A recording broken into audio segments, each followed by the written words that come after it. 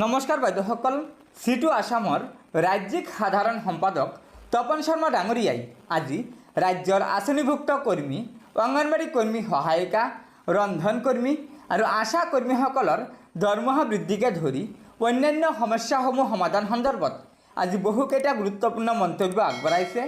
যিকেইটা মন্তব্য আমাৰ ৰাজ্যৰ প্ৰতিগৰাকী আঁচনিভুক্ত কৰ্মীয়ে জনাটো অত্যন্ত প্ৰয়োজন।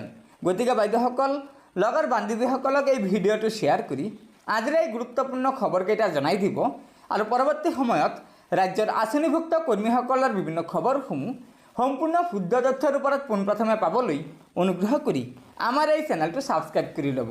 গতিকে বলক আমি আগবাঢ়ি যাওঁ। শোষণ ব্যৱস্থাক উৎখাত কৰাৰ লক্ষ্য লৈ CITৰ জন্ম হৈছিল।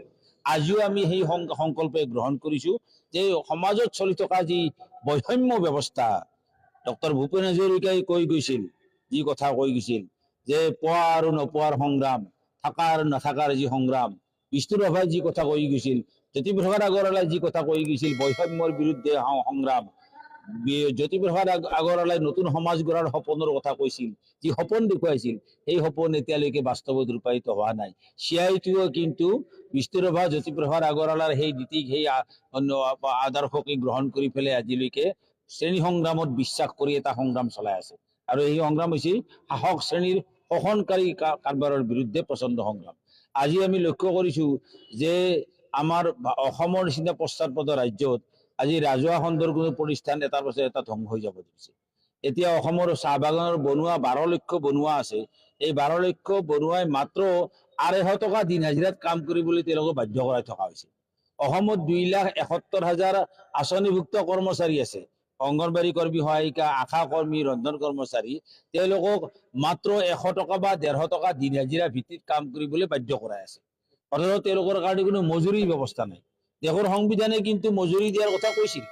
দেশৰ নিৰ্দেশনাত্মক নীতিত কৈছিল যে কাম কৰা মানুহক উপযুক্ত মজুৰি দিয়াটো হ'ব লাগিব স্বাধীন ৰাষ্ট্ৰৰ এটা অন্যতম কৰ্তব্য। এই কৰ্তব্য দেশৰ কোনো চৰকাৰে আজিলৈকে কাৰ্যকৰী নকৰিলে। কংগ্ৰেছেও কৰা নাছিল। বৰ্তমান বিজেপি চৰকাৰটো আৰু নাচৰ বন্ধা। তেওঁলোকেতো সম্পূৰ্ণৰূপে কৰ্পৰেট গোষ্ঠীৰ চূড়ান্ত পৰিমাণে স্বাৰ্থবাহী এখন চৰকাৰ। তেওঁলোকে কেৱল কৰ্পৰেট গোষ্ঠীৰ স্বাৰ্থৰ হকে সকলো কাম কৰে। গতিকে চাহ বাগানৰ মালিক পক্ষক অসন্তুষ্ট কৰি তেওঁলোকে চাহ বাগানৰ সপক্ষে থিয় নিদিয়ে।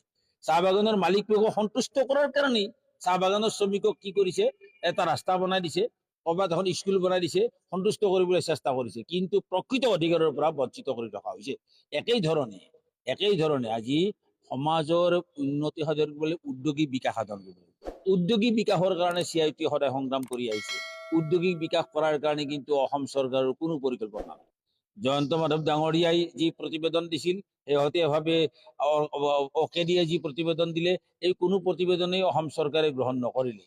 গতিকে বাইদেউসকল, সিটু আসামৰ ৰাজ্যিক সাধাৰণ সম্পাদক তপন শৰ্মা ডাঙৰীয়াই ৰাজ্যৰ আঁচনিভুক্ত কৰ্মী, অংগনবাড়ী কৰ্মী সহায়িকা, ৰন্ধন কৰ্মী আৰু আশা কৰ্মীসকলৰ দৰমহা বৃদ্ধিকে ধৰি অন্যান্য সমস্যা সমাধান সন্দৰ্ভত যিকেইটা মন্তব্য আগবঢ়াইছে, এয়া নিশ্চয় আমাৰ ৰাজ্যৰ প্ৰতিগৰাকী আঁচনিভুক্ত কৰ্মীয়ে জনাটো অত্যন্ত প্ৰয়োজন। সেয়েহে লগৰ বান্ধৱীসকলক এই ভিডিঅ'টো শ্বেয়াৰ কৰি আজিৰ এই গুৰুত্বপূৰ্ণ খবৰটো জনাই দিব আৰু পৰৱৰ্তী সময়ত ৰাজ্যৰ আঁচনিভুক্ত কৰ্মীসকলৰ বিভিন্ন খবৰসমূহ সম্পূৰ্ণ শুদ্ধ তথ্যৰ ওপৰত পোনপ্ৰথমে পাবলৈ অনুগ্ৰহ কৰি আমাৰ এই চেনেলটো ছাবস্ক্ৰাইব কৰি ল'ব। গতিকে আজিৰ ভিডিঅ'টো ইয়াতে সমাপ্ত কৰিলোঁ। ধন্যবাদ। জয় আই অসম।